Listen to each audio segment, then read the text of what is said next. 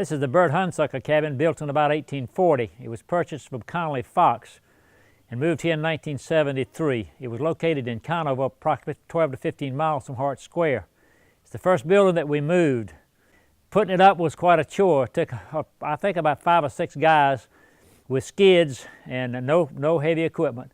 And we manually and manhandled the logs, some of them weighing 300 pounds, to put this structure back together.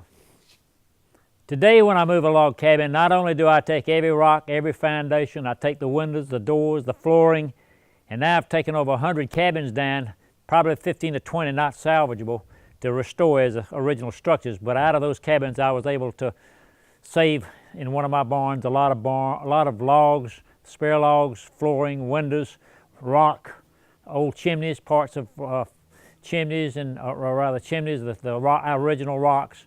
So I don't leave anything today when I move a cabin. When I found this cabin back in 1973, there was an old dead cow, actually dried up, and along a lot of mildewed hay. We had a lot of fun taking out the old leftovers of the cow and the hay. We were able to reassemble this building.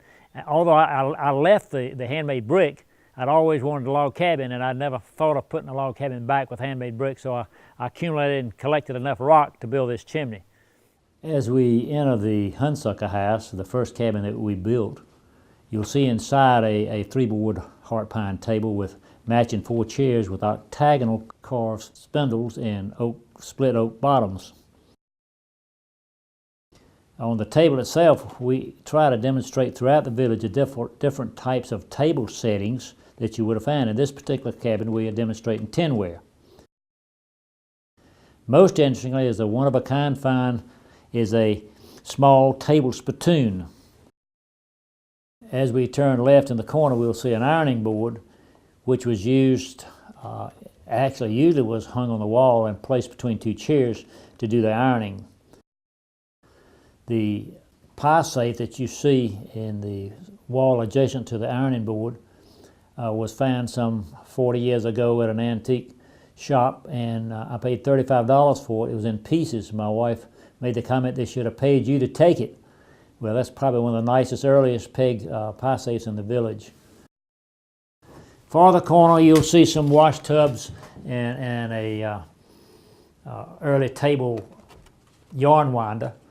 Both of the wash tubs and all are taken outside during the festival to demonstrate washing clothes with the big black pots.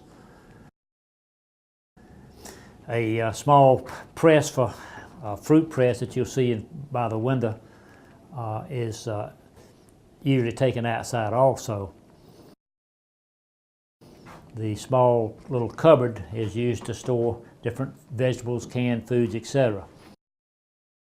Now, there's a ladder that goes upstairs to the second level, and upstairs you'll find 2 rope beds, a couple chairs, and a deerskin rug, which we limit the number of people at one time to 8 due to the structure of the cabin.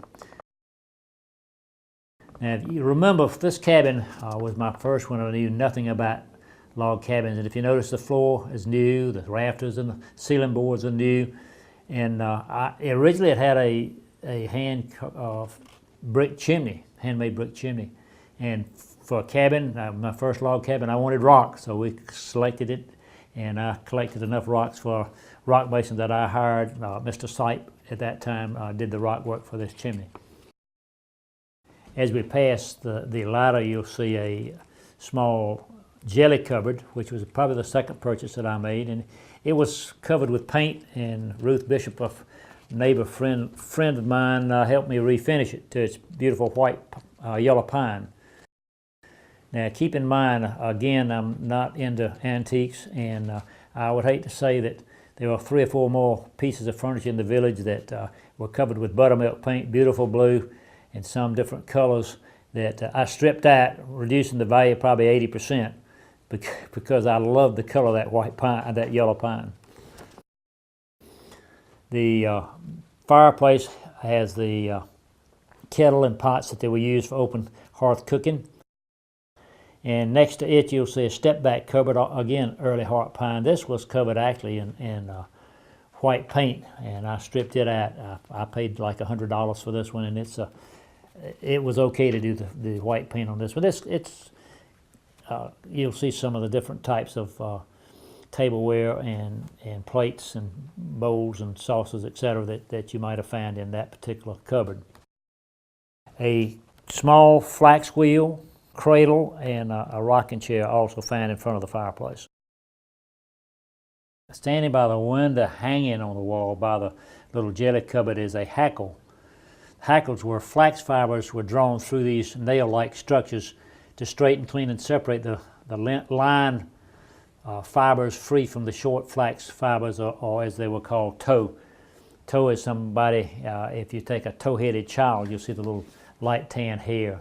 They're frequently called tow-headed children. This cabin probably would have housed a relatively small family with only 2 rope beds, although there could have been cribs or cradles at that particular time, and that would have indicated, as generally was the fact that the families of these log cabins were relatively large, because as the family increased, you had more workers in the field or people to do chores. Since it's been 40 years and I guess the statute of limitations are out, I'll tell you the true story about this chimney. Mr. Sipe had gotten all the way up within about 4 feet of the top. He had to go to another job the next day that weekend, and it was Thursday, so that gave me one night actually to find some rock. And I said, I can't find it. He said, well, I'm going to pull off and I can't finish the chimney. Well, I called a friend of mine, I won't name him, and I said, we got a problem.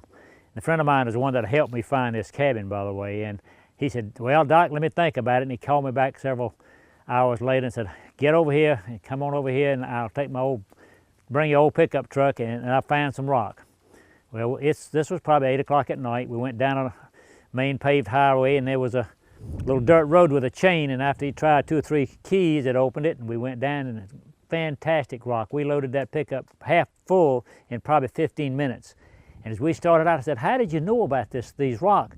He said, it's the back of Lookout Dam, which is a dam, state-owned dam. And I'm going, my God, I said, I can see right now, doctor taking rock off Lookout Dam.